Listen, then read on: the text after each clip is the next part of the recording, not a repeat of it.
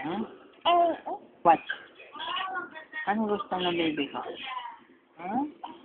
Gusto mo tumayo na? Ganda-ganda. Kapit naman yan. Gusto niya nakaupo na eh. Lakas na kasi ng leeg eh. Gusto mo na maglakad? Kapit naman. Where's your mommy? Si mami? Hanap ba mami? Ay, namadulas naman ang busa. Bakit naman yung dalaga?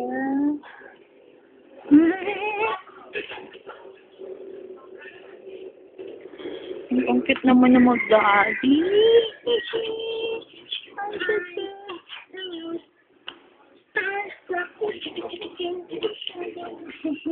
cute.